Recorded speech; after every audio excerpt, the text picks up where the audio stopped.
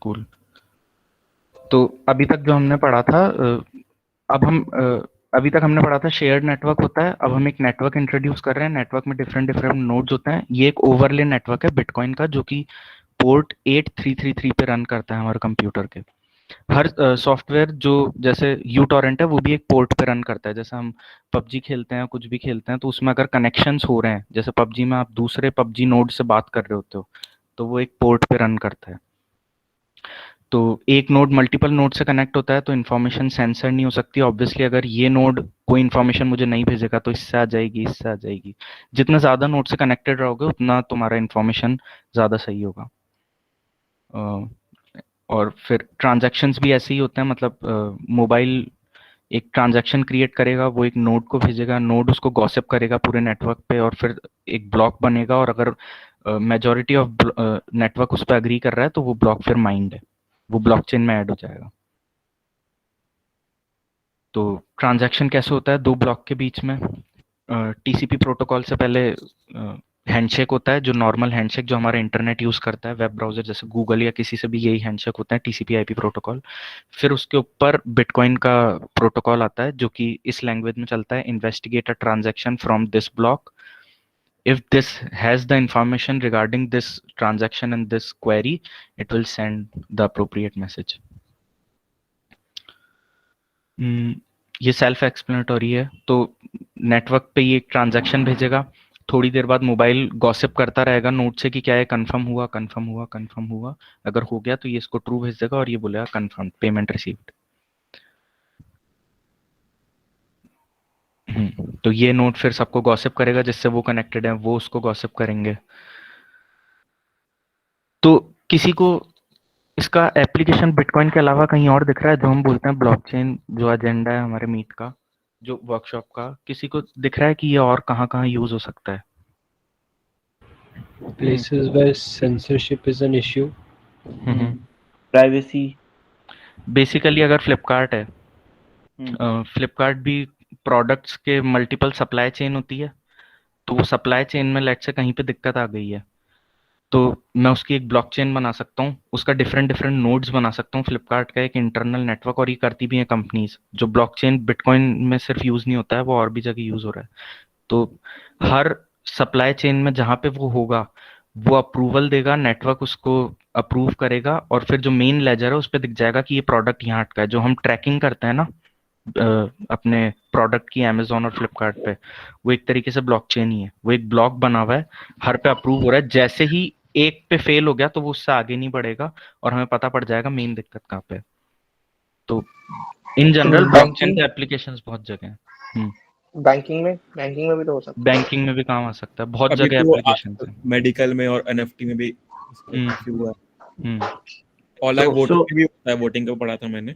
हम्म हाँ, वोटिंग करा सकते हैं ब्लॉकचेन से। हाँ ऑब्वियसली, मतलब लाइक वोटर प्रिवेंट कर सकते हैं वोटर फ्रॉड ना, या मशीन।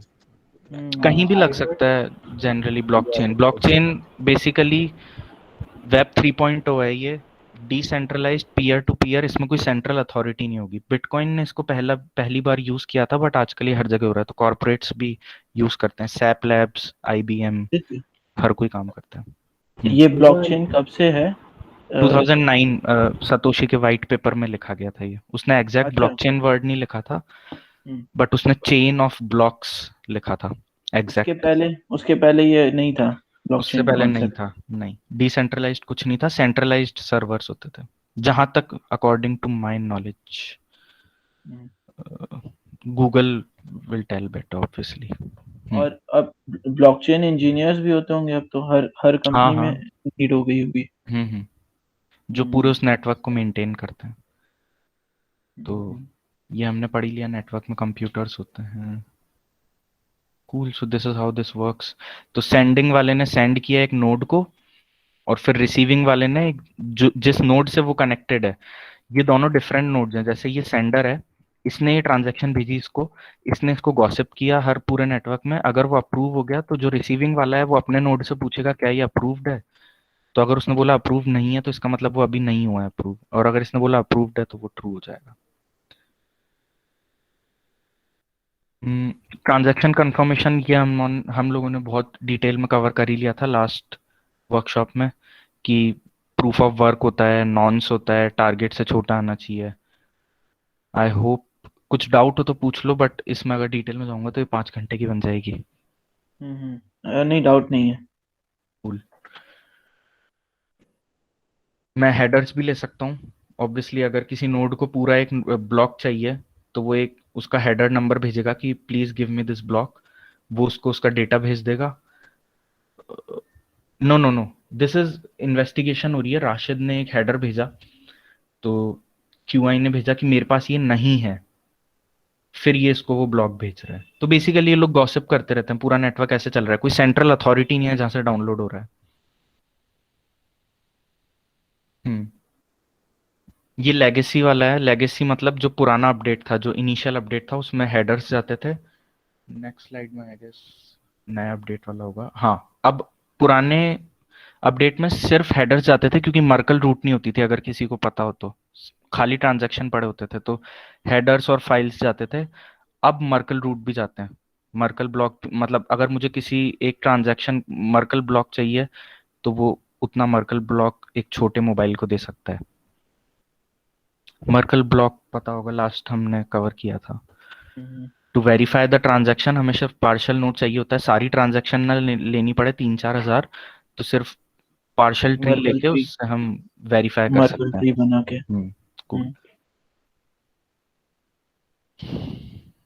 और हर मोबाइल के पीछे एक नोड चल रहा होता है, वो मैंने बताया था। लोअर बैंडविड्थ के लिए मल्टीपल नोड से भी कनेक्ट हो सकता है। अगर ये नोड इसको गलत इंफॉर्मेशन दे रहा है ना, तो इसके साथ फ्रॉड हो सकता है।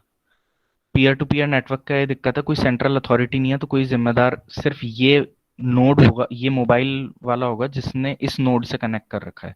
तो जनरली यही ऑप्शन यही होना चाहिए कि आपकी ऐप हो और आप ही का नोड हो।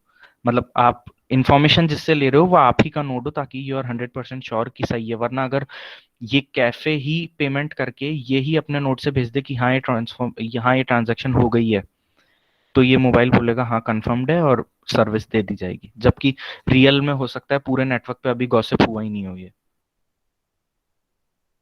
अब हम प्रॉपर बिटकॉइन पे कर चुके हैं। अब से कुकी टोकन्स कुछ नहीं रहा।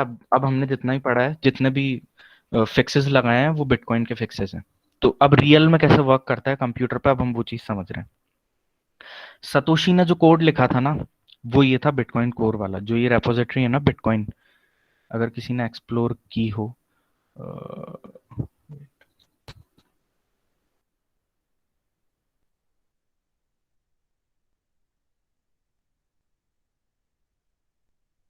This is the main repository जिसको बोलते हैं बिटकॉइन कोर की रेपोजिटरी है। सतोशी ने ये वॉलेट लिखा था। इस वॉलेट में वो सारी चीजें थी जो हमने डिस्कस की हैं अभी तक। जैसे मैंने लास्ट टाइम बताया भी था 21 मिलियन कॉइन्स होंगे, तो इसकी वो लाइन दिखाई थी मैंने एग्जैक्ट, जिसमें 21 मिलियन थे। आवाज लगे होंगे यार।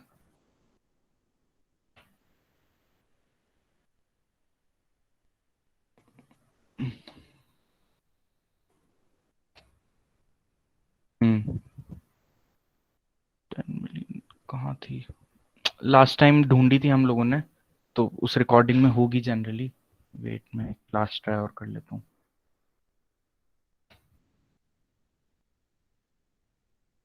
ये रहा अमाउंट डॉट एच, ये लिखा गया है max money 21 million into coin. Coin यहाँ पे बिटकॉइन है।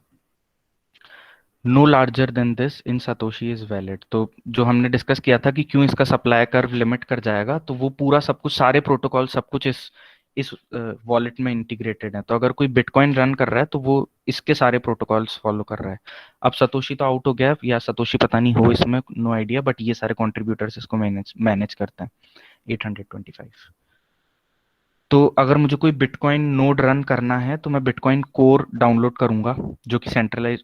तो इससे हम ये भी देख सकते हैं कि अगर मुझे अपना कोई कॉइन बनाना है तो कैसे बनाया जाएगा। जैसे ये जो दूसरे ऑल्ट कॉइन्स हैं, ज्यादातर कैसे बने हैं, इसका फोर्क लिया है, इसमें बिटकॉइन का नाम चेंज कर दिया है, इसके प्रोटोकॉल्स में चेंज कर दिए। जैसे 21 मिलियन, जैसे 21 मिलियन था तो उसकी जगह कुछ और लिख दो। ब्लॉक साइज इसमें 4 मिलियन होगा कहीं ना कहीं। 4 मिलियन कितना?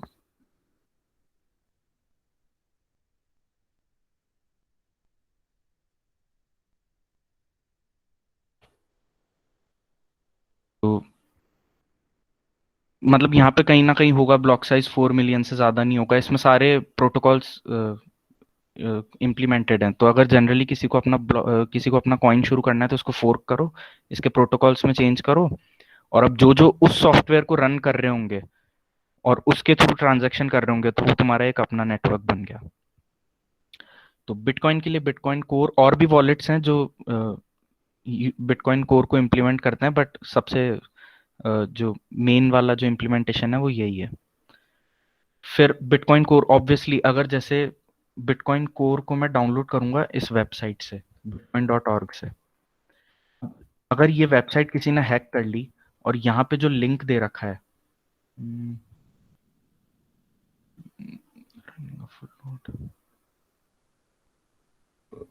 हाँ ये रहा डाउनलोड। तो यहाँ डाउनलोड पे जो ये लिंक दे रखा है, लेट्स से ये वेबसाइट किसी ने हैक कर ली, जो कि पॉसिबल है, अभी 1 हफ्ते पहले हुई भी थी, और इस वाले को, और उसने ये लिंक चेंज करके अपना खुद का लिंक डाल दिया कोई दूसरे बिटकॉइन का, और मैं अब उसको रन कर रहा हूँ, या फिर उसने जो सेंट्रल सर्वर है उसको हटा के अपने लैपटॉप से कोई दूसरा वर्जन या कुछ भी डाल दिया, तो दैट वुड बी डिजास्टर। मतलब तुम्हारा सारा जो तुम इंफॉर्मेशन ले रहे हो बिटकॉइन की, या वो कोई दूसरा ही नेटवर्क है, वो बिटकॉइन का मेन नेट नहीं है।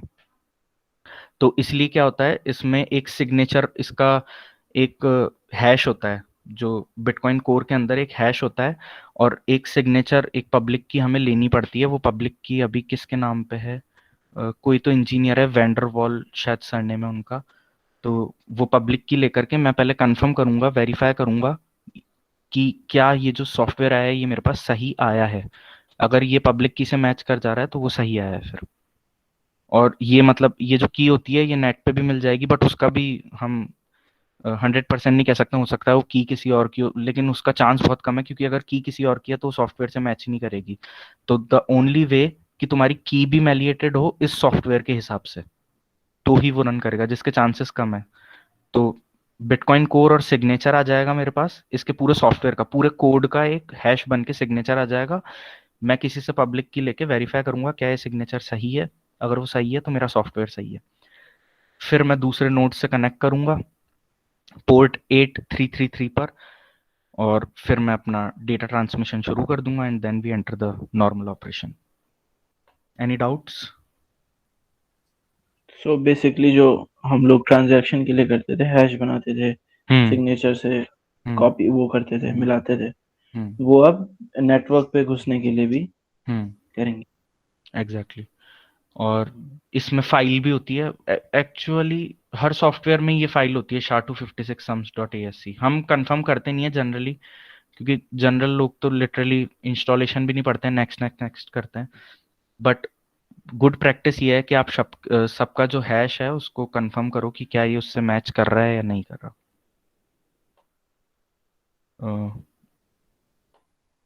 फिर एक डीएनएस, फिर मैं ये सब कंप्यूटर साइंस वालों को पता होगा जनरली, जो कंप्यूटर साइंस ग्रेजुएट्स जिन्होंने नेटवर्किंग पढ़ रखा है।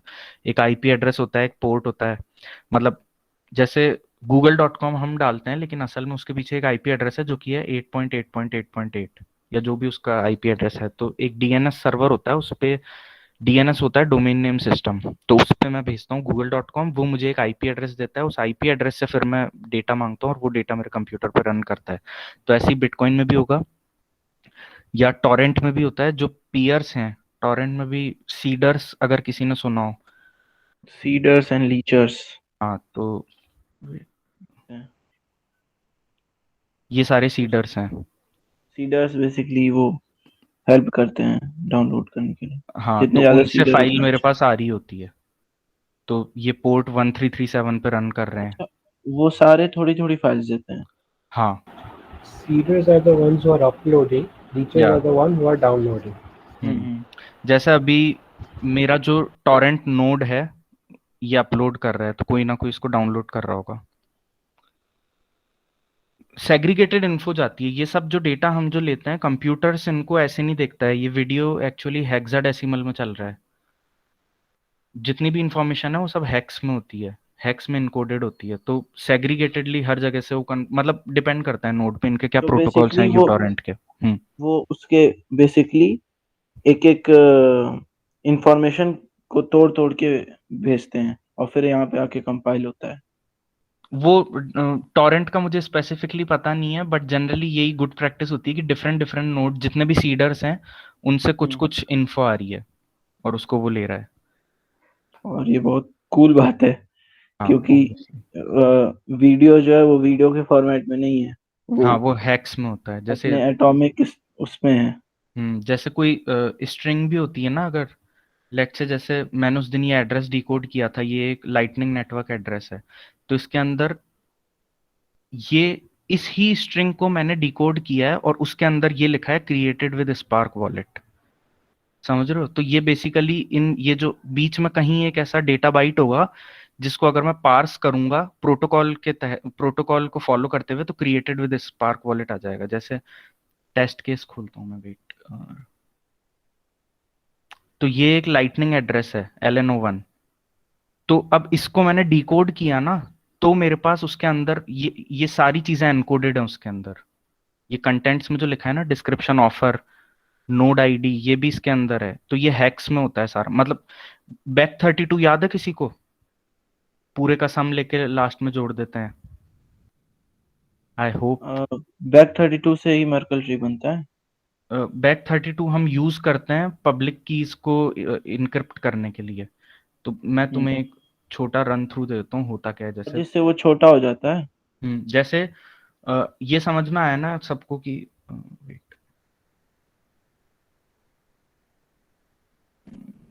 जैसे यहाँ पे मैंने ये स्ट्रिंग डाली LNR1, तो इसको ये मेरा प्रोग्राम जो है डिकोड फंक्शन में इस स्ट्रिंग को भेजेगा। पाइथन सबने पढ़ रखी होगी आई अज्यूम, या कोई ना कोई एक लैंग्वेज। तो ये एक फंक्शन है डिकोड। डिकोड में मैंने ये भेजा। ये ऊपर 2 डिकोड और चल रहे हैं, इनको मैं कमेंट आउट करता हूँ, मैं इसको रन करता हूँ। तो मैंने सिर्फ ये स्ट्रिंग डाली थी LNR1, इसको इसने डिकोड किया और उसके अंदर ये चीजें पड़ी हैं। ये कंटेंट के अंदर जो है ये कैसे कर रहा है, इसका एक प्रोटोकॉल होता है सबका। जैसे अगर मैं अपने डिकोड फंक्शन में जाऊंगा,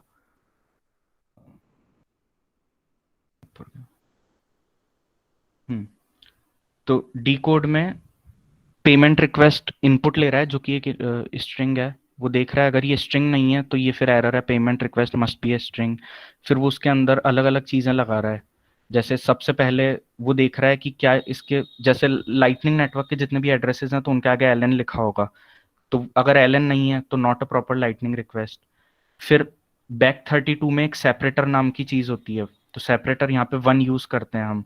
तो अगर सेपरेटर नहीं है तो सेपरेटर नॉट प्रेजेंट। मतलब बेसिकली क्या होता है, एक ह्यूमन रीडेबल पार्ट होता है और एक मशीन रीडेबल पार्ट होता है। This LNR is human readable part. इसमें LN दिखा रहा है लाइटनिंग नेटवर्क, R दिखा रहा है रिक्वेस्ट। अगर यहाँ पे O होता तो वो ऑफर होता। तो वो देखता है और 1 जो है ये सेपरेटर दिखा रहा है, मतलब ये ह्यूमन रीडेबल हो गया। और ये मशीन में डाल, ये मतलब ये पार्सिंग होगी इसकी, ये इसको कुछ कैलकुलेशंस करनी पड़ेंगी। तो अगर 1 है तो अब जो एनकोडेड डेटा है मैंने उधर से स्लाइस कर लिया कि 1 की जो इंडेक्स है उसके आगे से पूरा डेटा एनकोडेड में डाल दो। अब मैं इस एनकोडेड को प्रोसेस करूंगा कि अगर ह्यूमन रीडेबल, और प्रीफिक्स में उससे पहले वाला आ गया जो ह्यूमन रीडेबल है। तो अगर LNO है तो वो एक ऑफर हो गया, टाइप में LNO लिखा आ जाएगा। LNR है तो टाइप LNR। फिर मतलब फिर जो एनकोडेड डेटा है, अब उसमें मैं ये अल्फाबेट मैप है, ये बैक 32 का एक अल्फाबेट मैप होता है, वो ये होता है। देखो ये चीजें मैं एक्स्ट्रा नॉलेज के लिए बता रहा हूँ, अगर किसी को दिक्कत है तो बोल दो, मैं आगे बढ़ जाऊंगा। मतलब नहीं, सही है। बैक 32 एक एनकोडिंग है ना, जैसा कि हमने पढ़ा था, मैं एक बार रिवाइज करा देता हूँ। ये होता है बैक 32 कि अगर कोई नंबर है 0+8 तो उसको मैं G से डिनोट करूंगा। कोई नंबर है 1+16 तो उसको मैं 3 से डिनोट करूंगा। कोई नंबर है 2+16 तो उसको मैं J से डिनोट करूंगा। तो यहाँ पे हर जो अल्फाबेट है ना इस स्ट्रिंग का, वो एक नंबर को डिनोट कर रहा है। वो नंबर निकालने के लिए मैं ये अल्फाबेट मैप नाम की एक डिक्शनरी है जो मैंने बना रखी है ऊपर ही ऊपर, ये रहा अल्फाबेट मैप। और ये इसमें सारे ये बैक 32 कैरेक्टर्स हैं, इनकी पोजीशन जो है ना वही नंबर होगा। जैसे Q है तो Q 0th पोजीशन पे आ रहा है, तो अगर वो जो इधर देखोगे तो 0+0 पे Q आ रहा है। 9th पोजीशन पे F आ रहा है, 8+1 पे F आ रहा है। तो मेरा जो अल्फाबेट मैप है इसकी 9th पोजीशन पे एफ आएगा, ये 9th होगी अगर कैलकुलेट करोगे तो अब मैं वो उसको जो एनकोडेड स्ट्रिंग है उसमें सबसे पहले वो सारे नंबर्स निकाल रहा हूँ।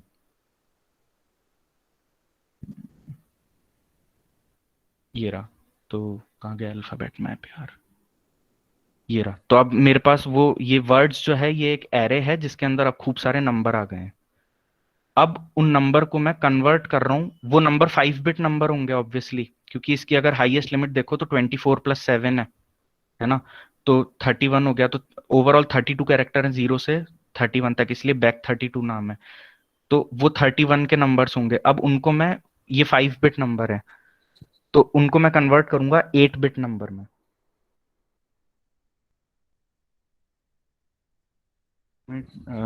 डिटेल में समझा भी रखा है क्या, ये 9th चैप्टर है, पूरी बुक है, पूरी बुक है। और ये किस चीज को इनक्रिप्ट करने के लिए है?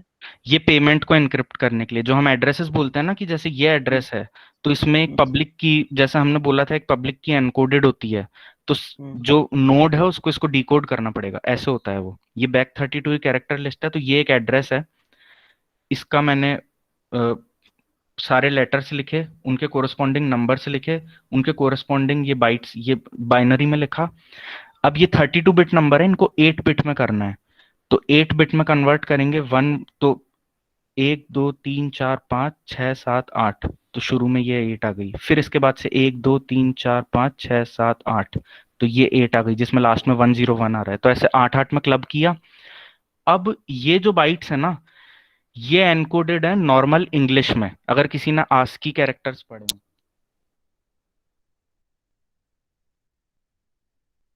इंटरनेट पे जो डेटा आता है ना वो इसमें एनकोडेड होता है, American standard code for information exchange. तो आस्की कैरेक्टर में इंफॉर्मेशन होती है हर लेटर के अगेंस्ट कौन सा नंबर यूज हो रहा है, तो बी के अगेंस्ट ये यूज हो रहा है। तो अब मैंने उस आस्की स्टैंडर्ड से कहाँ गया, आस्की स्टैंडर्ड से ये वर्ड्स लिख दिया, तो मुझे इस स्ट्रिंग को डिकोड करके ये स्ट्रिंग मिली। तो वीडियोस में भी ऐसा ही होता है, वीडियोस का भी एक स्टैंडर्ड होता है पार्सिंग का, तो वो हेक्स में डेटा आता है, टॉरेंट उसको कन्वर्ट करता है या जो भी प्रोग्राम उसको कन्वर्ट करता है, और एक वीडियो हमारे साथ वो एक इमेज देता है।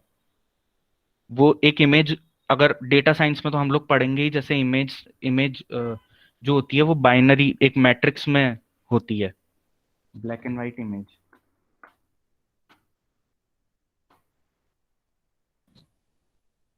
यहाँ पे 0101 जो ये हम मशीन लर्निंग में पढ़ेंगे भी, तो इस इमेज को ये चीज डिनोट कर रही है। कलर्ड होगी तो इसमें फिर वैल्यूज बदल जाएंगी, मतलब 0.8 0.5 ऐसा कुछ होगा। तो यही चीजें होती हैं बेसिकली, वो प्रोग्राम उसको डिकोड करता है। थोड़ा टॉपिक से अलग चला गया मैं, ये कोर कंप्यूटर साइंस है। तो ऐसे ही मतलब डेटा हमारे पास आता है उस आईपी एड्रेस से, और फिर हम उसको इंटरप्रेट करते हैं ASCII में कन्वर्ट करके, फिर उसको रीडेबल, जो भी बिटकॉइन का प्रोटोकॉल है उसके थ्रू कन्वर्ट करते हैं, फिर हमारे पास डेटा आता है। लेकिन ASCII में क्यों करना है? वो इंटरनेट का एक कन्वेंशन है ना, अगर लेट से गूगल कुछ भेज रहा है तो मैं उसको कैसे पार्स करूं, कोई तो एक स्टैंडर्ड होना चाहिए। तो वो एक स्टैंडर्ड सेट कर दिया है कि टीसीपी आईपी प्रोटोकॉल से भेजा जाएगा। ये पाइथन में ASCII वाला ही चलता है ना? सब में। अच्छा, अगर मैं किसी लेटर को नंबर में प्रिंट कराऊंगा पाइथन में, सी प्लस प्लस में या किसी में भी, तो वो वही नंबर दे देगा। किसी को पोर्ट फॉरवर्डिंग पता है? बेसिकली क्या होता है कि लेट से, मतलब ये बिटकॉइन से रिलेटेड नहीं है, अगर तुम लोग बोर हो रहे हो तो बता दो, मैं आगे बढ़ जाऊंगा। अगर किसी को भी है तो बताओ, दिक्कत नहीं मुझे तो नहीं है। ठीक है, तो मैं अज्यूम कर रहा हूँ। तो क्या होता है कि जैसे लेट से मेरे घर पे मुझे इस कंप्यूटर में कोई एक सर्विस है, जैसे मैंने अगर अपने घर में सीसीटीवीज लगा रखे हैं, तो अब वो मेरे लोकल कंप्यूटर पे लैन से कनेक्टेड है। अगर मुझे उन्हें इंटरनेट पे देना है, तो जैसे हमने देखा था गूगल का एक सर्वर होता है, एक पर्टिकुलर आईपी एड्रेस होता है, और वो पोर्ट 80 पे रन करता है। पोर्ट 80 इंटरनेट का डिफॉल्ट पोर्ट होता है। तो मैं उस पोर्ट पे अपनी ये जो जितनी भी टीसीपी प्रोटोकॉल हैंडशेक भेज रहा हूँ ना, बिटकॉइन का 3883 होता है, 8883 होता है, सॉरी 8883। तो ऐसे ही इंटरनेट का 80th पोर्ट पे होता है डिफॉल्ट पोर्ट। तो मैं उस पर अपनी क्वेरी भेजता हूँ और उस पोर्ट से मुझे इंफॉर्मेशन आती है। तो लेट से कि मैं एक अपना सॉफ्टवेयर बनाना चाहता हूँ इस लैपटॉप पे मैं एक वेबसाइट होस्ट करता हूँ या फिर मैं कुछ एक प्राइवेट नेटवर्क बनाता हूँ जिससे क्या हो कि मेरे घर के जितने भी वेबकैम्स है ना वो मैं इंटरनेट के थ्रू एक्सेस कर पाऊँ। तो इस लैपटॉप का एक आईपी एड्रेस होगा जो आईपी एड्रेस मतलब जनरली तो ऐसा होता है कि राउटर का आईपी एड्रेस होता है और राउटर से डिवाइसेस कनेक्टेड होते हैं, तुम्हारा एंड्रॉयड मोबाइल, तुम्हारा लैपटॉप, तो उसका एक एड्रेस होता है जिसको कई लोगों ने सुना भी होगा, 192.168 इस फॉर्म में होता है जनरली। तो राउटर के आईपी एड्रेस पे मैं एक पोर्ट को फॉरवर्ड कर दूंगा। वेट, प्रैक्टिकल इम्प्लीमेंटेशन दिखाता हूँ।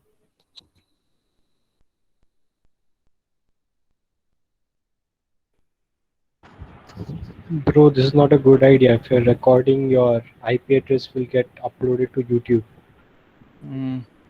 Should I stop the recording or what? Should wait, मैं हाइड करता हूँ तो मैं आईपी नहीं दिखेगा। Because if your WAN IP like true. or else just stop sharing this page and then do what you want to do, hide it and then हाँ, I don't think इस page पे कुछ है ऐसा जो confidential है। अभी visible नहीं होगा ना तुम लोग को? no, we can see the browser. Visible है। हाँ, तो इस पेज पे ऐसा कुछ है नहीं वैसे। Okay, fine. तो ये पोर्ट फॉरवर्डिंग का पेज है, तो मैं लाइटनिंग नोड रन करता हूँ जैसे एक, तो लाइटनिंग नोड इस पोर्ट पे रन होता है 9430 पे। तो मैंने ये पोर्ट फॉरवर्ड कर रखा है, तो अगर कोई दूसरा लाइटनिंग नोड मुझसे इंफॉर्मेशन मांगेगा तो वो, ये मेरी इंटरनल आईपी है, ये हो सकती है, ये तुम्हारी भी हो सकती है, दिस इज नॉट कॉन्फिडेंशियल। तो कोई मुझसे मेरी पब्लिक आईपी जो होगी उस पे इस पोर्ट पे रिक्वेस्ट भेजेगा लाइटनिंग प्रोटोकॉल के को फॉलो करके, और फिर मेरा जो नोड है वो उसको इन्फॉर्मेशन देगा। तो ऐसी बिटकॉइन कोर जो होता है वो तुम्हारे उस नोड पे रन करता है। अगर तुमने पोर्ट फॉरवर्डिंग करा रखी है तो दूसरे नोड तुमसे कनेक्ट हो सकते हैं। अगर तुमने पोर्ट फॉरवर्डिंग नहीं करा रखी है तो तुम दूसरों से कनेक्ट हो सकते हो लेकिन दूसरे तुमसे नहीं हो सकते। तो अगर if you want to run node और इंफॉर्मेशन देनी भी है तो फिर you should forward the port 8883। Okay, can I ask मतलब थोड़ा सा क्वेश्चन? ये कैसे हैक कर लेते हैं इससे? इससे हैक होता है ना अगर आईपी अगर एड्रेस मेरी पता आईपी चले? पता है किसी को और मेरा पोर्ट ओपन है तो वो मुझे कुछ इन्फॉर्मेशन भेज सकता है और वो मैं प्रोसेस, क्योंकि हर पोर्ट 65,553 पोर्ट्स होते हैं, कुछ 65,000 से ज्यादा होते हैं, तो हर पोर्ट पे मुझे नहीं पता अभी क्या चल रहा है। ये सब सॉफ्टवेयर जो होते हैं ना, जैसे डिस्कॉर्ड है, ये एक पोर्ट पे चल रहा है, ये है पोर्ट पे चल रहा है, यूटोरेंट एक पोर्ट पे चल रहा है। तो अगर किसी पोर्ट पे मेरे पास अनोनिमसली रिक्वेस्ट आ रही है और मैं उसको डेटा देते जा रहा हूँ तो मुझे पता नहीं है वो दे रहा हूँ नहीं दे रहा। तो जनरली अगर तुमने पोर्ट्स बंद नहीं कर रखे हैं तो तुम्हारा पीसी वल्नरेबल है, उस पर कोई मैं क्वेरी भेज सकता हूँ या कोई जावास्क्रिप्ट प्रोग्राम भेज सकता हूँ जो वो रन कर दे गलती से। जनरली हमारे सारे पोर्ट्स बंद होते हैं, हमारे सारे पोर्ट्स बंद होते हैं। उसके लिए एक एक चीज होती है nmap, तो तुम चेक कर सकते हो कि तुम्हारे कौन, मतलब लिनक्स में तो टर्मिनल से चेक कर सकते हो, लेकिन अगर विंडोज पे करना है तो हॉटस्पॉट से कैसे हैक हो जाता है? हॉटस्पॉट इज डिफरेंट ना, जैसे मैंने तुम्हें फर्स्ट लेक्चर में बताया था कि कीज जनरेट होती हैं, फिर पासवर्ड, जैसे तुम अगर वाईफाई से कम्युनिकेट कर रहे हो उसका एक डिफरेंट प्रोटोकॉल होगा, तो मैं वाईफाई को एक प्रोटोकॉल में अपना पासवर्ड भी भेजता हूँ और वो फिर उसको वेरीफाई करके मुझे रिटर्न भेजता होगा हैंडशेक डन। तो generally you can pretend to be a WiFi और तुम अपना नाम और WPA कीज अगर तुम्हें पता है तो उस हिसाब से सेट करके मैं इस लैपटॉप का हॉटस्पॉट जो है किसी को थोड़ा सा बहला सकता हूँ कि ये वाईफाई है, और वो जैसे ही मुझे फिर पासवर्ड वेरीफाई करने के लिए देगा तो मेरे पास पासवर्ड आ जाएगा। जैसे कि पहले जो शेयर इट ऐप होते थे वो वाईफाई और हॉटस्पॉट से शेयर करते थे इंफॉर्मेशन, तो वैसे ही कोई मेरे हॉटस्पॉट से वाईफाई से कनेक्ट हो जाएगा और मेरी इंफॉर्मेशन शेयर करवा लेगा अपने। तो यहाँ पे अपना आईपी एड्रेस डाल के और तुम अपना पोर्ट एनालिसिस कर सकते हो कि मेरे कौन से पोर्ट्स खुले हुए हैं। जैसे मेरा अगर एनालिसिस करेंगे तो वो लाइटनिंग वाला खुला होगा अभी।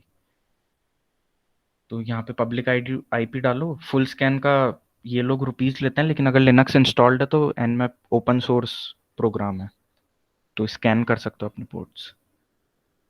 बहुत ज़्यादा ऑफ ट्रैक चलेगा अपन थोड़ा। This is how we get address from the DNS server, या फिर किसी भी जनरली कि अगर मुझे चाहिए कि राशिद के सारे नोड्स, राशिद किस किस से कनेक्टेड है, तो मैं उसको गेट एड्रेस भेजूंगा, वो मेरे को वो आईपी एड्रेसेस और पोर्ट्स दे देगा। 8333 पे चल रहा है, 48333। फिर मैं इन पोर्ट्स पे बिटकॉइन की रिक्वेस्ट भेजूंगा, तो मेरे को रिस्पॉन्स आएगा। This is how different nodes synchronize the block headers. And बस मतलब इस चैप्टर में यही है, बिटकॉइन नोड ऐसे रन होता है। किसी को कोई डाउट? एज्यूम नहीं है। और जनरली मतलब तुम्हारा आईपी एड्रेस जो होता है ना, वो चेंज होता रहता है, वो डायनामिक होता है। तुम्हारा जो राउटर है वो हर रीस्टार्ट पे एक डिफरेंट आईपी अलॉट कर देता है। तो अगर तुम्हें स्टैटिक आईपी चाहिए तो तुम्हें अपने जो भी इंटरनेट सर्विस प्रोवाइडर है, एयरटेल है, जियो है, उनको फ़ोन करके बोलना पड़ेगा कि मुझे स्टैटिक आईपी एड्रेस करो, तो वो तुमसे पर मंथ का कुछ चार्जेस लेंगे। सारे बिजनेसेस यही करते हैं।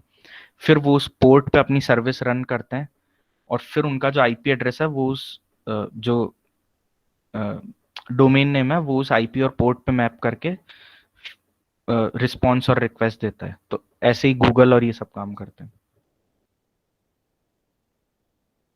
आई होप क्लियर है। ये चैप्टर तो इतना टफ नहीं था। लास्ट वर्कशॉप से बहुत इजी होंगे ये वाली वर्कशॉप्स जनरली। तो अब एक रिकॉर्डिंग तो मैंने बंद नहीं की थी, आई अज्यूम। कोई कंफर्म कर दो। It's still going. मैंने चल रही है, रिकॉर्डिंग चल रही है। कूल। अब बिटकॉइन के अंदर ये जनरली ब्लॉकचेन में भी यूज होता है, इसलिए मैं इसको पढ़ा रहा हूँ। सेग्रीगेटेड विटनेस नाम का एक बीआईपी मैंने बताया था, बिटकॉइन इंप्रूवमेंट प्रपोजल्स। तो एक बिप आया था। तो इसकी ये क्यों आया था, इसकी क्या वजह थी इसको लाने की, वो मैं बताता हूँ। और ये ड्राफ्ट किया था पीटर वुली ने। नाम थोड़ा अजीब सा है, मेरे हिसाब से इसका नाम डिफरेंट होना चाहिए था, बट ठीक है। तो अभी हम जो पढ़ रहे हैं ना, हमने जो भी हैश फंक्शन पढ़े हैं, जो भी सिग्नेचर्स और इन सब की एल्गोरिदम्स या ये सब पढ़ी हैं, ये सब इसलिए चल रही हैं क्योंकि आज तक इनमें वल्नरेबिलिटी आई नहीं है। सतोशी ने 2009 में यूज की थी, लेकिन हो सकता है आने वाले टाइम में वल्नरेबिलिटीज पता पड़े तो ये प्रोटोकॉल्स चेंज होते हैं। तो ऐसी सिग्नेचर्स में एक वल्नरेबिलिटी है कि for the same message I can transform the signature. जैसा कि हम सबको पता है कि ट्रांजैक्शन आईडी जो होती है is the hash of inputs, outputs and the signature, and signature signs the message, and message contains input and output. So if I change the signature, the transaction ID will change, because transaction ID is the hash of input, output and signature.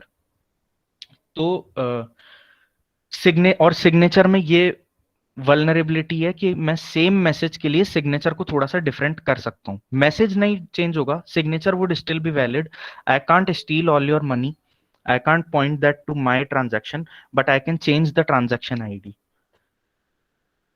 तो इसमें काफी दिक्कत हो जाएगी। जैसा कि हमने last workshop में मल्टी पार्टनर चैनल्स बताए थे, जिसके अंदर 2-3 सिग्नेचर चाहिए होते हैं। तो लेट्स से मुझे अपना सारा जो अमाउंट है, जैसे ट्रांजैक्शन को मैं ऐसे भी प्रोग्राम कर सकता हूँ कि this transaction should be valid after this time period.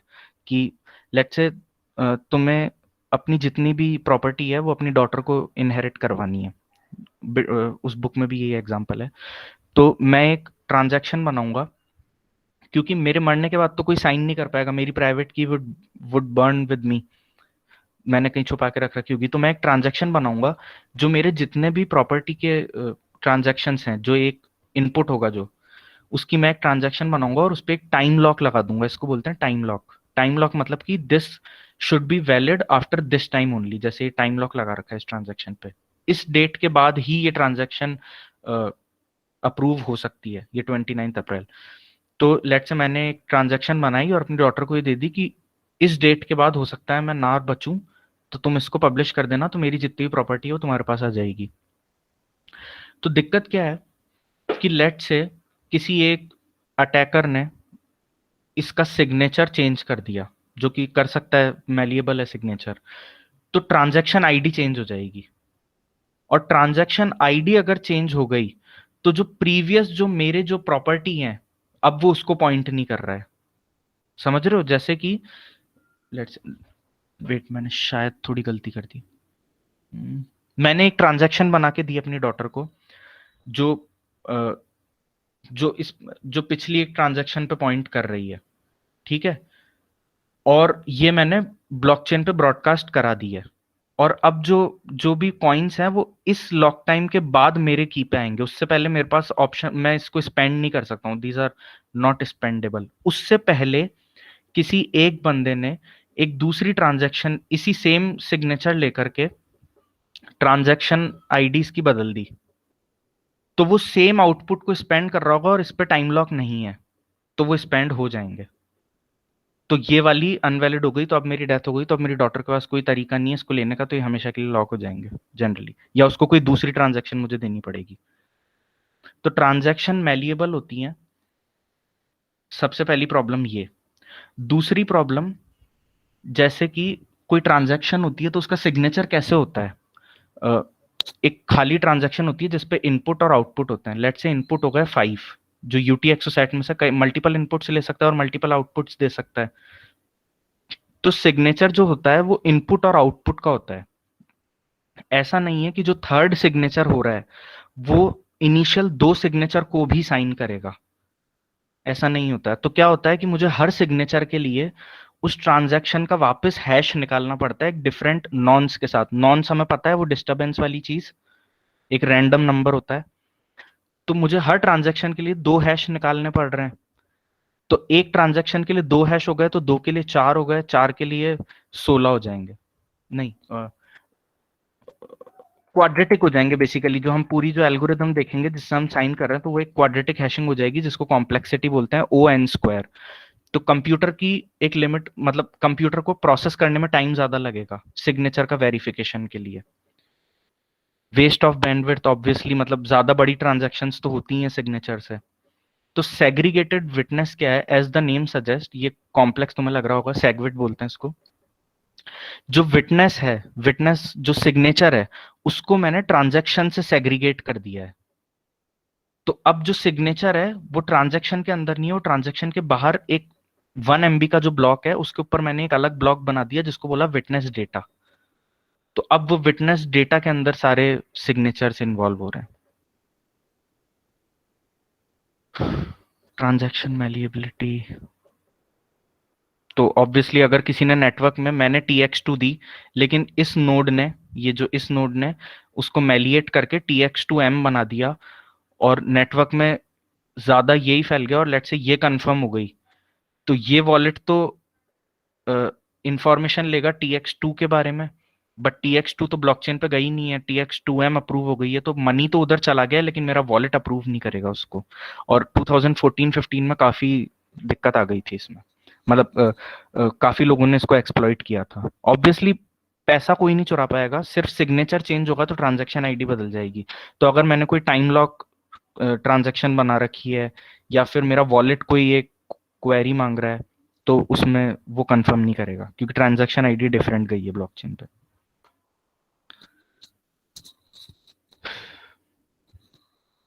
ये वही बता रहा है कि जो मैंने अगर इनहेरिट करवा के इस अब मैं जो नई ट्रांजैक्शन बनाऊंगा, मेरे हिसाब से तो TX2 गई थी ब्लॉकचेन में, लेकिन असली में तो TX2M गई थी, तो ये इनवैलिड हो जाएगी क्योंकि ब्लॉकचेन में ये है, ये नहीं है।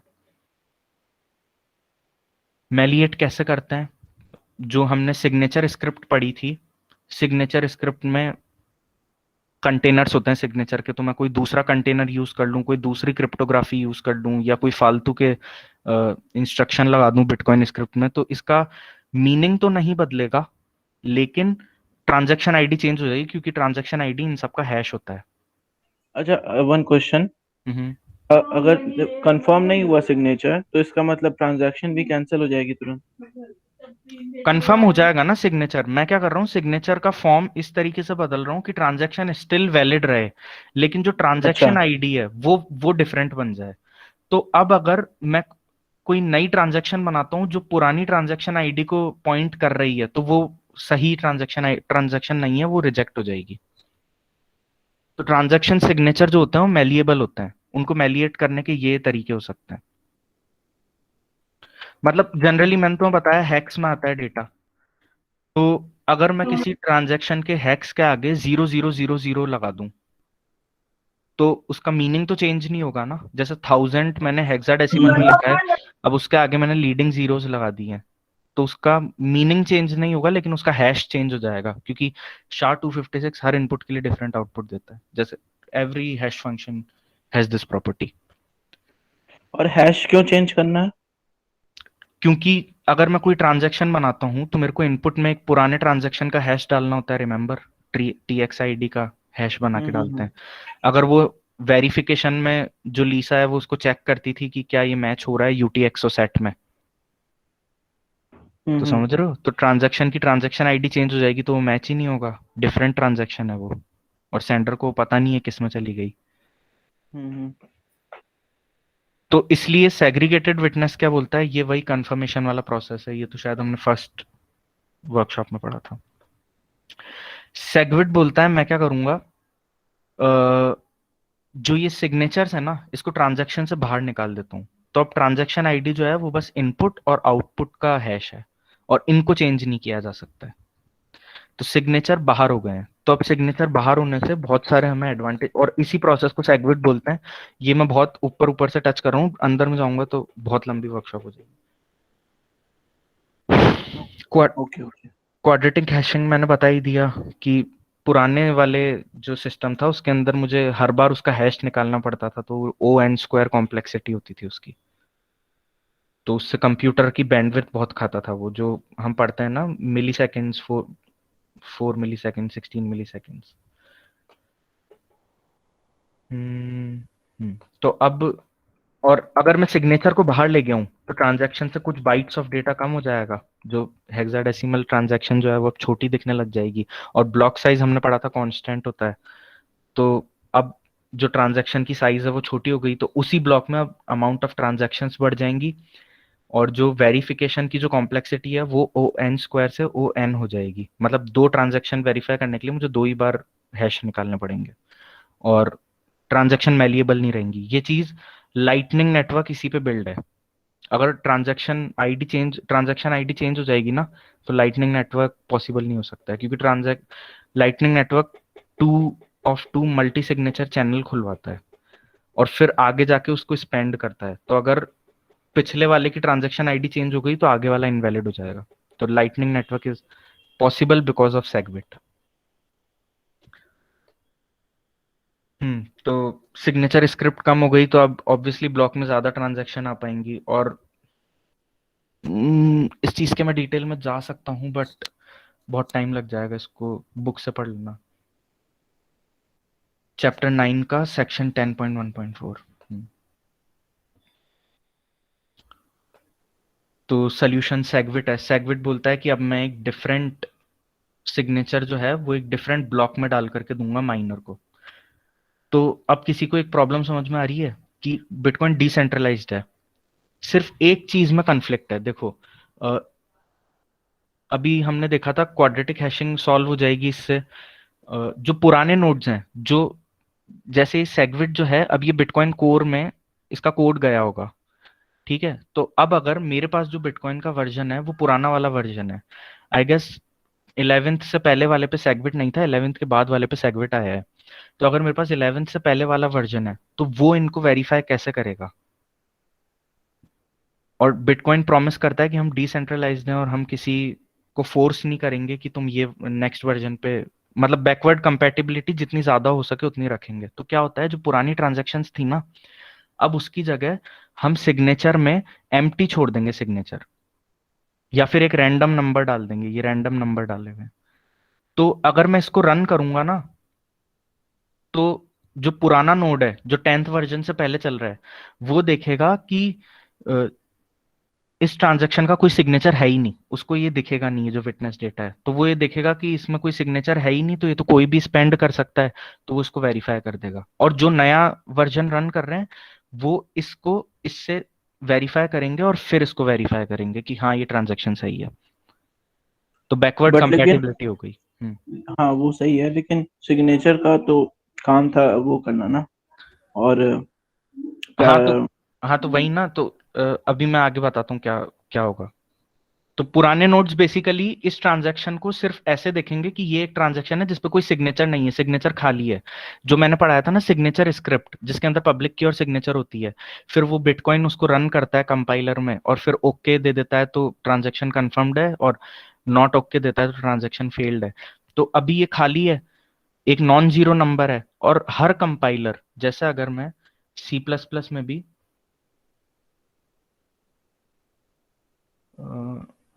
अगर मैं एक बूलियन वेरिएबल बनाऊं, बूलियन जो ट्रू या फॉल्स होता है, जो पाइथन में भी होता है, बूल एक्स, और इसको मैं एक नॉन जीरो नंबर रख दूं 5। अब मैं इसको प्रिंट कराऊं कि ये क्या है, मतलब बूलियन जनरली 0 1 में वर्क करता है, 1 मतलब ट्रू, 0 मतलब फॉल्स। तो दिस शुड गिव 1, 1 मतलब ट्रू। और अगर मैं इसकी जगह 0 रख दूं तो ये फॉल्स दे देगा।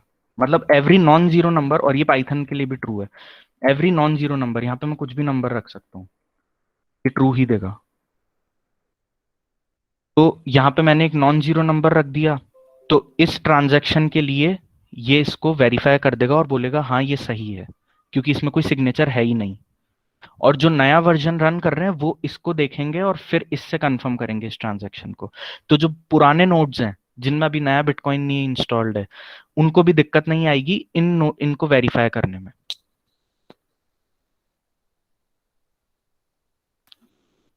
कूल, आई होप समझ में आ रहा हो। ये बैक 32 जो मैंने अभी पढ़ाया था, ये बिटकॉइन इम्प्रूवमेंट प्रोटोकॉल प्रपोजल 173 में बोला गया था कि ये बैक 32 का यूज ये है कि बैक 32 में जो हमने फर्स्ट वर्कशॉप में बताया था ना कि टाइपोज हो सकते हैं, ये सब वो सब, तो ये एक चेक लगाता है इस पे। मतलब इसका एक चेकसम बनाएगा और उसको इसके लास्ट में अपेंड कर देगा। तो जो इसको डिकोड करेगा ना, वो इसका चेकसम वेरीफाई करेगा। तो अगर चेकसम गलत है, इसका मतलब कुछ ना कुछ टाइपिंग एरर आया है। तो बैक 32 उसी से आया है। तो अगर डिटेक्ट अप टू 4 एरर्स, तो अगर इसमें अप टू 4 डिजिट्स तुमने गलत लिखी है तो 100% है कि वो चेकसम फेल हो जाएगा।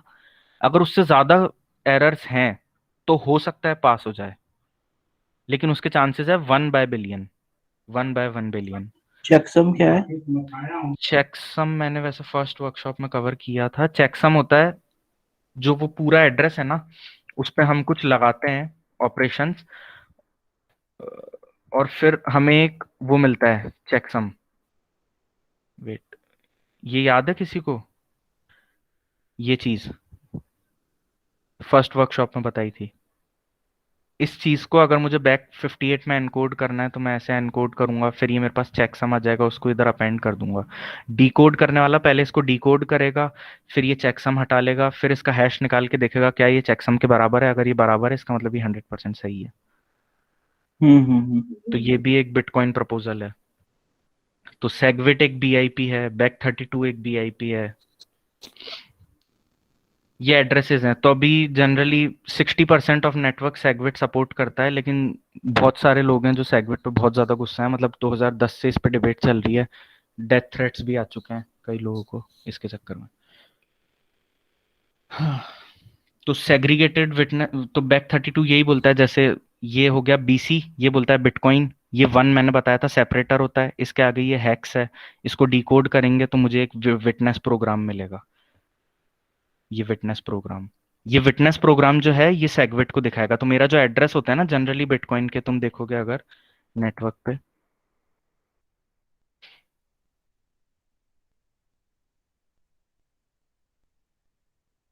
ये ब्लॉकचेन है। मैं किसी ब्लॉक में गया, मैं इस ट्रांजैक्शन में गया, नहीं ये कॉइन बेस है, दूसरी कोई ट्रांजैक्शन ये वाली हो गई, इसकी डिटेल में गया।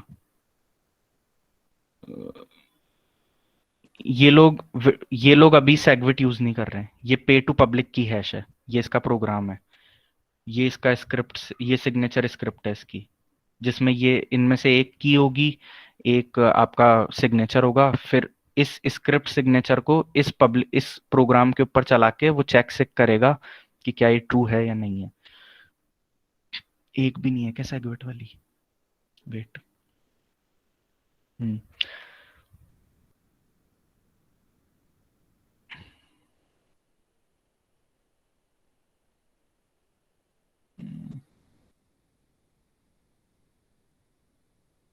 ये BC1 एड्रेस है, ये सेगविट एड्रेस है। ये बोल रहा है पे टू विटनेस पब्लिक की हैश। तो इसका आउटपुट सेगविट है, लेकिन इसका इनपुट लेगेसी है। लेगेसी मतलब जो पुराना वाला है। तो देखना पड़ेगा कौन सी वाली सेगविट यूज कर रही है। मतलब ब्रूट फोर्स करते रहो, 50% नेटवर्क कर रहा है, कहीं तो आएगा यहाँ पे विटनेस लिखा आ जाएगा, वो विटनेस को चेक करेगा फिर। मतलब ये सेगविट नहीं है इसमें, this is not SegWit. Features में लिखा है ना सेगविट है ना RBF है। आई होप ये हो सेगविट।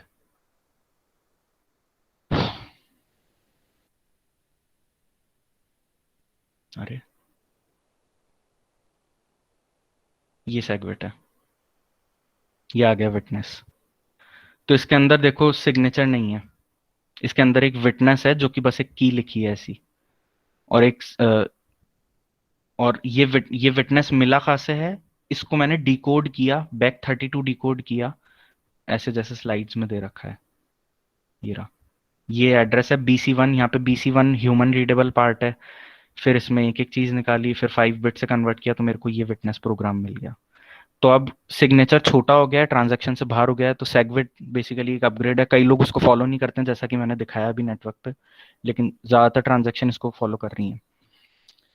ये इसकी वर्जन बाइट है। अब तुम जो क्वेश्चन पूछ रहे थे कि अगर सिग्नेचर नहीं होगा, ब्लॉकचेन पे चली गई, तो उसको हर कोई वेरीफाई कर देगा और मेरे कॉइन्स तो वल्नरेबल हो गए। तो सेगविट में यही है कि ज्यादातर नेटवर्क इसको यूज कर रहा है, तो 51% ब्लॉक जो है, 51% नेटवर्क उसको अप्रूव नहीं करेगा अगर उसमें विटनेस प्रोग्राम गलत है तो, क्योंकि उसका वर्जन 00 है। तो अगर किसी नोड को 00 वर्जन पता होगा, उसके बिटकॉइन कोर में कोड होगा कि अगर 00 है तो ऐसे ऐसे कर दो, तो वो उसको वेरीफाई कर देगा। लेकिन अगर तुमने अपना एक ट्रांजैक्शन बनाया और उसमें वर्जन लिख दिया 005, तो ऑब्वियसली ये किसी नोड को पता नहीं है, तो हर नोड उसको ऐसे ट्रीट करेगा कि इसमें सिग्नेचर है ही नहीं। तो अगर मैं उन कॉइन्स पे स्पेंड करना चाहूंगा तो उनको कर दूंगा। तो अभी वर्जन चल रहा है 00 और 01 आई गेस। तो डिसेंट्रलाइज नेटवर्क में यही है कि पूरा नेटवर्क एक साथ अग्री करना चाहिए, 51% तो एटलीस्ट करना ही चाहिए। So this is how this is done. एक विटनेस अलग से अटैच हो जाता है, और विटनेस के लिए टेम्पलेट सिग्नेचर का ऑब्वियसली ऑलरेडी सेट है। ये P2WPKH को ऐसे चलाया जाएगा। तो यहाँ पे जो हमने विटनेस वाला देखा था, तो वर्जन 00 के लिए इसको पता होगा, जैसे ये स्क्रिप्ट पब की है, इसमें 00, फिर उसके आगे ये विटनेस का वो है पब्लिक की। तो रिसीवर नोड जो है उसको पता होना चाहिए कि 00 वर्जन के लिए मुझे क्या करना है इस विटनेस प्रोग्राम के साथ कि ये सही हो जाए। ये जैसे लेगेसी वाली है, ये पे टू पब्लिक की हैश है, ये दिस इज नॉट BC1। अगर तुम्हें दिख रहा हो, ये BC1 एड्रेस है। ज्यादातर वॉलेट्स इसको यूज करते हैं, ये BC1 नहीं है। तो इसके अंदर पूरी ये वो जो हमने लास्ट वर्कशॉप में देखा था, इसको कैसे होगा, कंफर्म कैसे होती है ये, तो ये पुराना लेगेसी वर्जन यूज कर रहे हैं। चैप्टर 10 में ओल्ड नोड का मैंने बता ही दिया, वो देखता है कि एम्प्टी सिग्नेचर है तो वो कंफर्म कर देता है। तो अब किसी को अगर याद हो कि मर्कल रूट जो है उसमें पूरी पूरी ट्रांजैक्शन जाती थी, लेकिन क्योंकि अब सिग्नेचर बाहर चला गया है, तो अब रूट हेडर में मर्कल रूट तो होगा ही, एक विटनेस रूट भी होगा। जो सारे जो विटनेस सिग्नेचर हैं, क्योंकि अगर मोबाइल अगर किसी से अब मांगेगा कोई ट्रांजैक्शन, तो वो तो सिर्फ ये ट्रांजैक्शन का यूज कर रही है, उसमें सिग्नेचर तो है ही नहीं। तो मोबाइल सिग्नेचर के लिए अब मांगेगा मर्कल रूट और विटनेस मर्कल रूट। और विटनेस मर्कल रूट क्योंकि पुराने वाला जो सतोशी ने लिखा था उसने कोई जगह दी नहीं थी हेडर के अंदर विटनेस मर्कल रूट की, तो उसके लिए एक वो यूज किया गया हैक। तो जो कॉइन बेस ट्रांजैक्शन होता है ना, कॉइन बेस याद है सबको, जिसमें रिवॉर्ड आता है, तो इसमें कुछ कॉइन मिलते हैं। हाँ, तो जो सेगविट यूज करते हैं, जैसे ये नॉन सेगविट वाला भी एक ब्लॉक आया था ना, कहाँ गया यार, पता नहीं। तो जो भी सेगविट यूज कर रहा है, तो वो कॉइन बेस ट्रांजैक्शन के अंदर मर्कल रूट की तो जगह होती ही है। अब वो कॉइन बेस ट्रांजैक्शन में ये ऑप रिटर्न क्या होता है, जैसे पाइथन में लिखते हैं ना, रिटर्न मतलब प्रोग्राम खत्म। तो प्रोग्राम खत्म होने के बाद इसने ये मर्कल रूट दे रखा है, ये विटनेस रूट दे रखा है।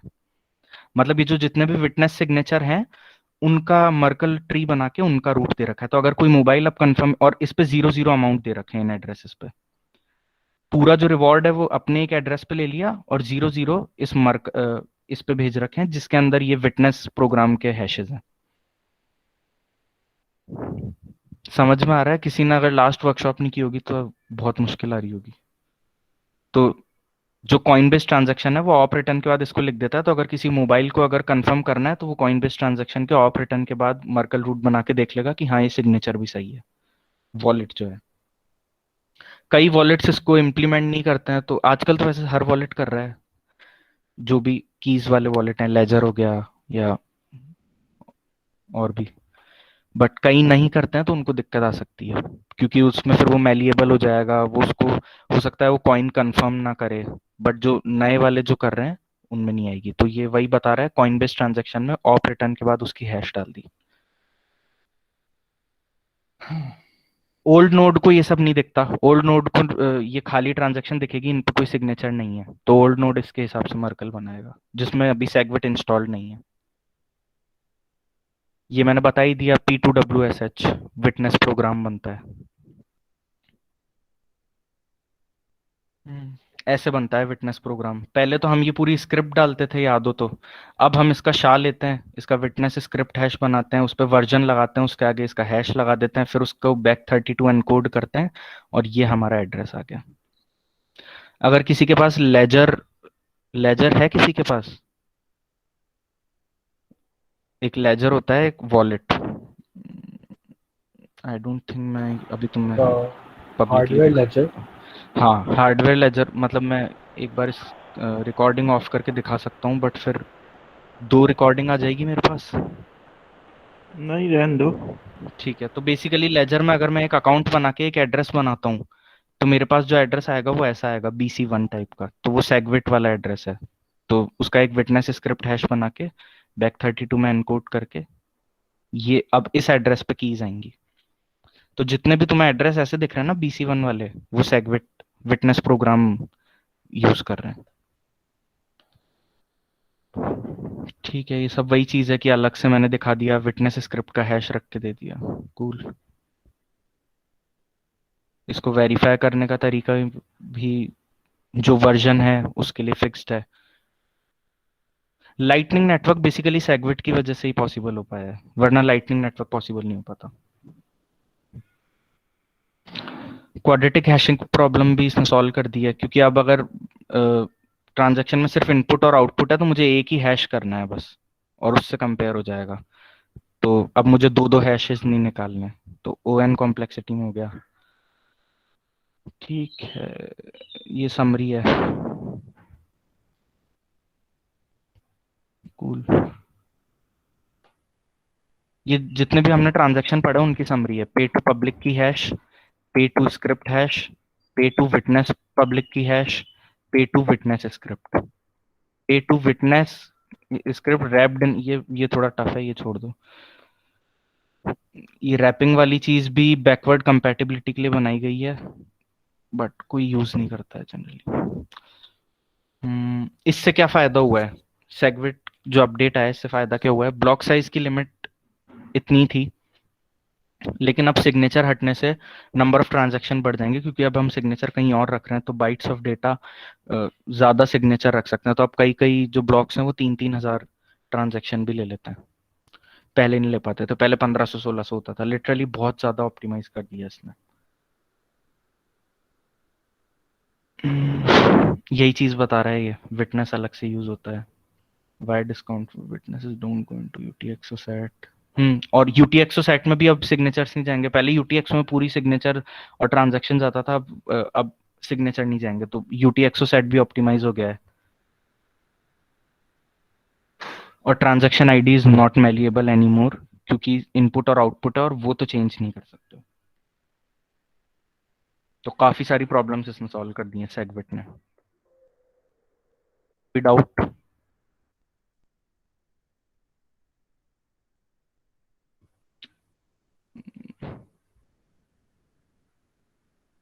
अभी तक कोई भी डाउट है किसी को भी?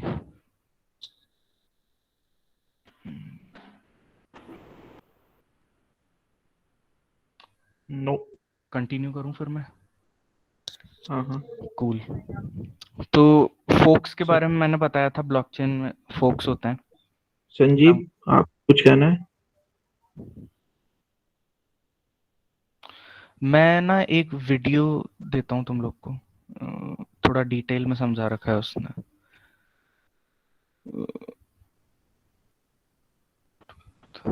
I have one question. So is the Lightning Network like a layer 2 solution or okay, Yes, it's a layer 2 solution. okay, so like to increase the speed, the transactions take place on the Lightning Network and then after everything is settled, it comes on Bitcoin. The blockchain. Awesome. Okay. हाँ बिल्कुल perfect है ये। मतलब अगर एक line में मुझे summary देना है तो ऑब्वियसली उसका डीप बहुत हो सकता है, बट उसके लाइटनिंग नेटवर्क के किसी को एप्लीकेशन समझ में आ रहे हैं? मतलब किसी ने अभी पढ़ा है ट्विटर में टिपिंग ऑप्शन शुरू हो गया है? Yeah, I read that. So my question is like, if it is fast, then how do they ensure the security? Because the reason why Bitcoin, the network is slow is because it takes time for the security and doing the hashing and all that. So how does Lightning Network, how is the Lightning Network faster than that? That I didn't understand. Lightning Network just plays with the transaction script. मतलब उसकी जो pub script की जो programming है वो as a smart contract बना देता है उसको।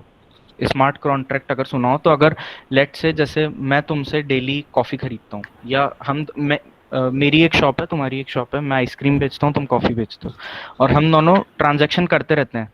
जैसे कभी कभी मैं तुमसे कॉफ़ी लेता हूँ, कभी तुम मुझसे आइसक्रीम लेते हो, तो ये बहुत इनएफिशिएंट होगा कि अगर मैं हर ट्रांजैक्शन को ब्लॉकचेन पे डालूं, क्योंकि 10-10 minute 10 minutes proof of work के लिए रुकना पड़ेगा और फीस लगेगी हर ट्रांजैक्शन पे।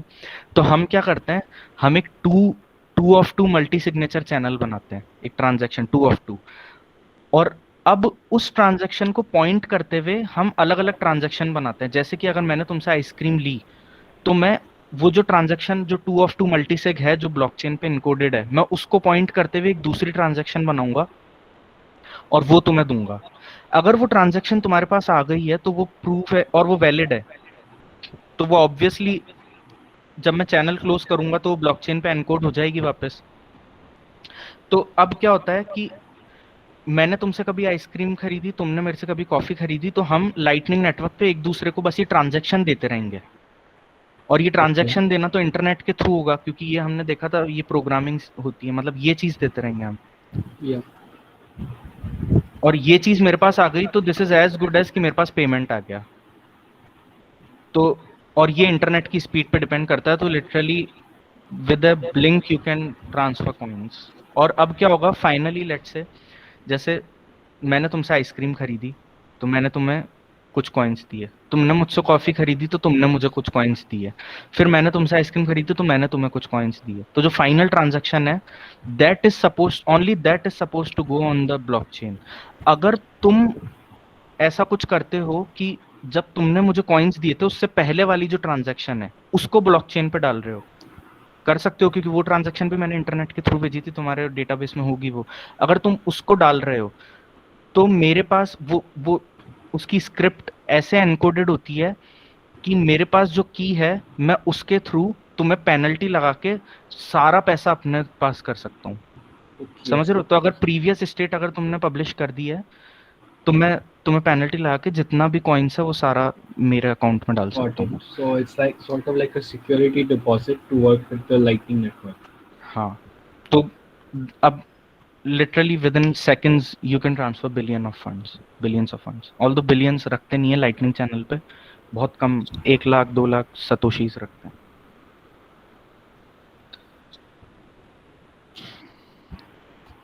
तो फोर्क्स हमने पढ़ा था क्या होता है। बिटकॉइन ब्लॉकचेन के अंदर अगर मैं कंसेंसस रूल चेंज कर रहा हूँ तो ब्लॉकचेन में स्प्लिट हो जाएगा, उसको फोर्क्स बोलते हैं। फोर्क्स 2 टाइप के होते हैं, hard forks and soft forks. Hard forks relaxes the consensus rule, soft forks titans the consensus rule. Relaxes मतलब क्या होता है, जैसे ब्लॉक साइज है, जैसे नहीं, इसको ऐसे समझो, जैसे नॉन वेजिटेरियंस हैं वो वेजिटेरियन खाते हैं और वीगन भी खाते हैं। तो अगर कंसेंसस रूल है सिर्फ वेजिटेरियन कि इस होटल में सिर्फ वेजिटेरियंस आएंगे, तो अगर मुझे उसको रिलैक्स करना है तो मैं नॉन वेज को अलाउ कर दूंगा। तो जो पुराने लोग हैं जो वेज और वीगन हैं उनको भी कोई दिक्कत नहीं है और नॉन वेज भी आके यहाँ खा सकते हैं। तो ये एक सॉफ्ट फोर्क हो गया बेसिकली, रिलैक्स कर दिए। नहीं, ये एक हार्ड फोर्क हो गया। और अब आई थिंक ये टाइपो है यहाँ पे, hard fork tightens the rules.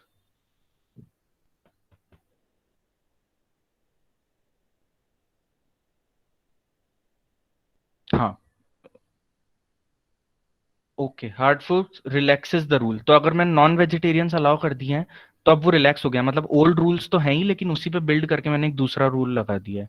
और अगर मैंने वेजिटेरियंस अलाउ थे और मैंने बोला वीगन अलाउ है सिर्फ, तो अब वेजिटेरियंस नहीं आ सकते, मतलब ओल्ड रूल्स को मैंने बिल्कुल बदल दिया, तो वो फिर सॉफ्ट फोर्क हो गया।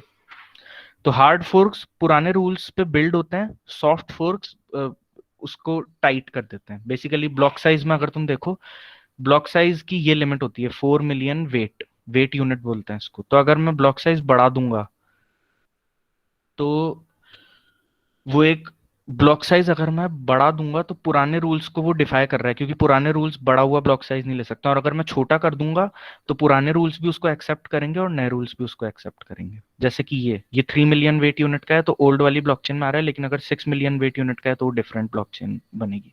फोक आ गया बेसिकली।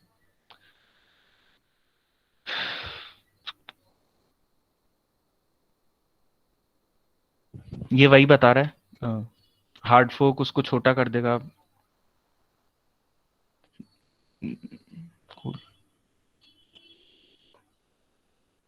तो वो मैंने बताया था फोक्स क्या होते हैं, जो परमानेंट जो फोक्स होते हैं उसमें क्या होता है, एक नई ब्लॉकचेन बन जाती है और फिर जिसके पास ज्यादा हैश पावर होती है, सबसे पहले तो वही ब्लॉकचेन चलेगी जो ज्यादा लंबी होगी, जिसमें ज्यादा लंबी का मतलब है उसमें ज्यादा हैश पावर होगी।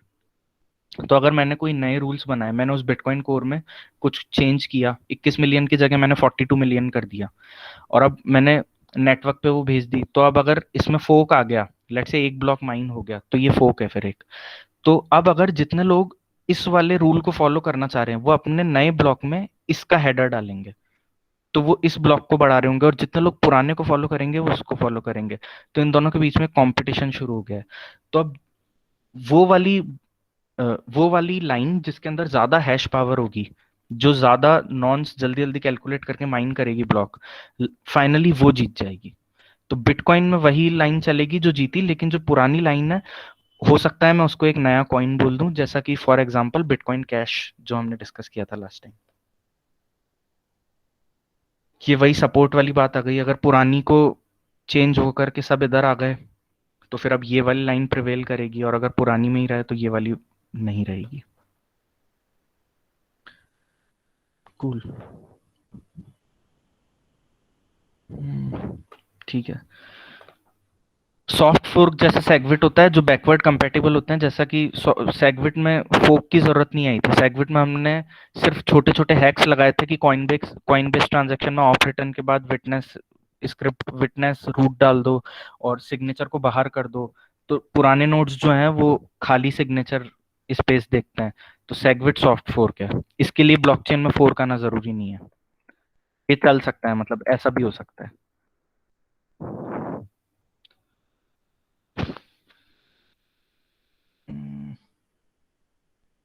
जैसे ये सेगविट वाली लाइन है, इसके अंदर ये ओल्ड वाले नोड्स भी आ रहे हैं ना, ओल्ड न्यू सारे आ जाएंगे। आई थिंक सिंटैक्स में थोड़ा डिफरेंस आ रहा है हार्ड सॉफ्ट में, स्लाइड्स में, बुक में मे भी कंफर्म करना पड़ेगा तुम लोग को, बट मेन कॉन्सेप्ट समझ में आ जाना चाहिए। फोर्क्स क्या है, कंसेंसस रूल में चेंज करते हैं। एक ऐसा फोर्क होता है जो प्योरली ऐसा होता है जिसके अंदर ओल्ड वाले माइन नहीं होंगे, तो उनके बीच में कंपटीशन होता है, जो जीता वो लाइन, वो दैट लाइन विल प्रिवेल। और एक सॉफ्ट फोर्क होता है जिसमें जो पुराने नोड्स हैं उनका भी ध्यान रखा जाता है कि इनको कोई दिक्कत ना हो।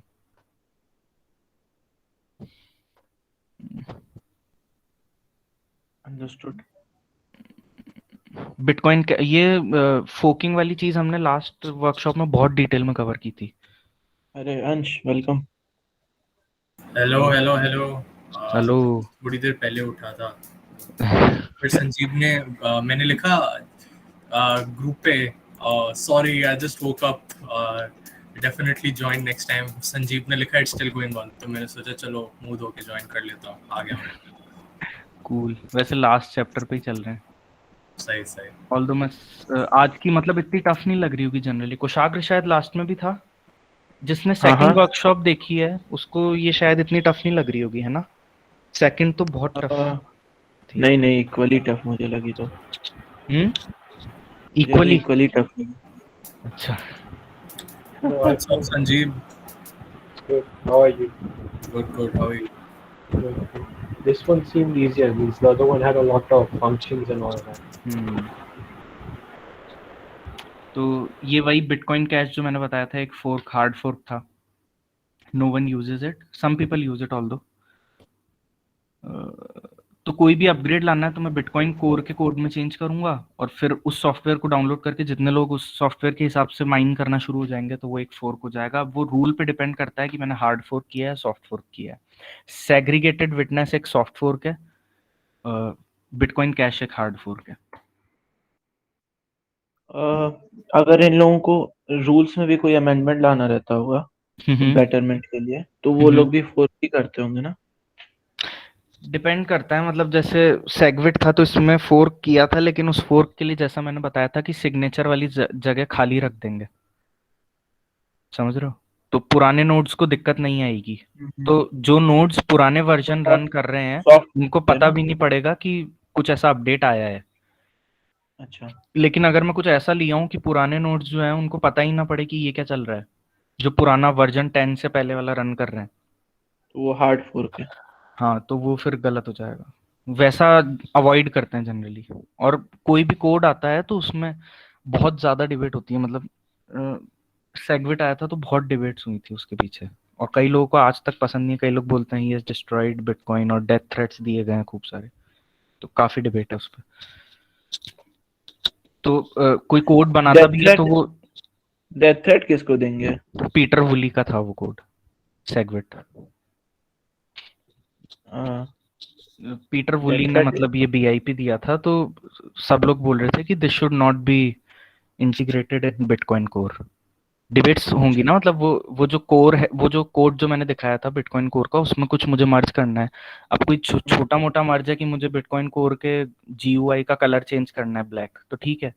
बट अगर मुझे कोई कंसेंसस रूल चेंज करना है तो उस पर सारे कंट्रीब्यूटर्स, डिबेट्स होती हैं, वीकली मीटिंग्स होती हैं, फिर वो सारे डेवलपर मिलते हैं, फिर वो तो जाते कोई हैं। एक सेंट्रल अथॉरिटी भी है क्या इसमें, कि जो नहीं। जो पहले लास्ट में नो। जो पीटर वुली आप बता रहे हो? तो उसने बहुत सारी डिबेट्स हुई, उसके बाद वो बिटकॉइन कोर का जो गिटहब था उस पे बिटकॉइन कोर के कोड में वो गया है। सतोशी ने यही वाली रेपोजिटरी पे काम किया था बेसिकली। सतोशी ने ऐसा नहीं कोई कॉइन बनाया था, सतोशी ने ये वॉलेट बनाया था।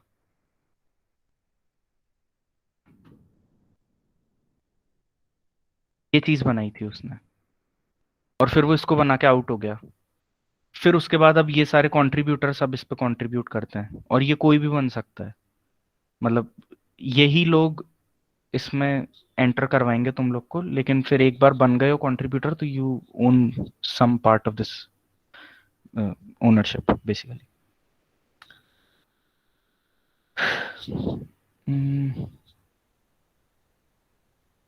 ठीक है, ये सब बिप्स हैं। बिप हम पढ़ सकते हैं, वही बिटकॉइन इम्प्रूवमेंट प्रोटोकॉल। जैसे एक टैपरूट नाम का बिप आया है, 2021 में ही आया है। उसको पढ़ने के लिए बिप टैपरूट, ये आ गया उसका। तो इसमें ये भी पीटर वुली का ही है। पीटर वुली, निक जोनस और इनका है। तो इसको पढ़ लो, ये क्या चीज़ दे रहे हैं क्या नहीं दे रहे। फिर इस पे खूब सारी डिबेट्स होती हैं, मीटिंग्स होती हैं, फिर उसके बाद जाता है, ऐसे नहीं जाता वो।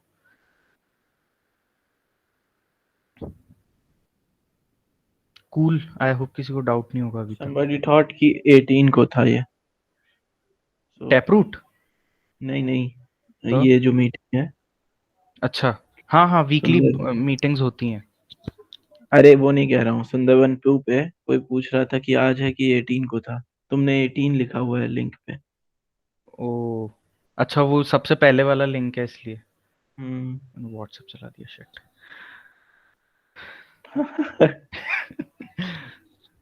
तो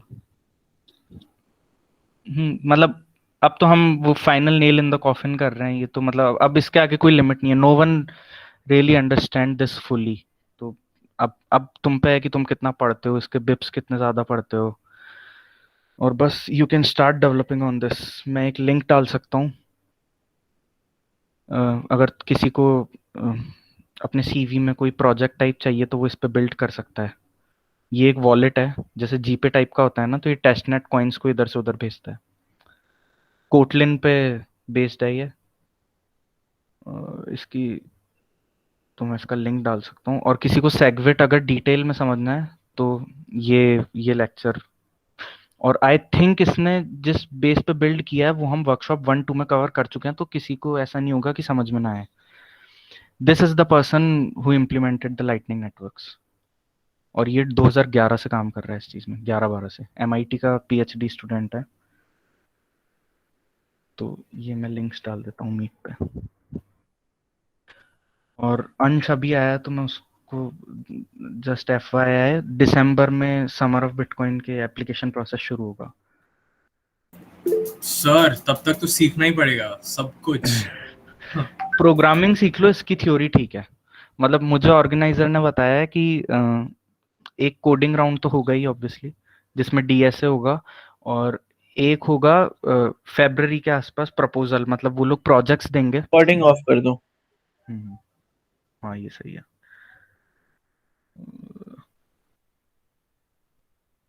कहाँ वो से? झूठ में लंबी हो जाती है ना।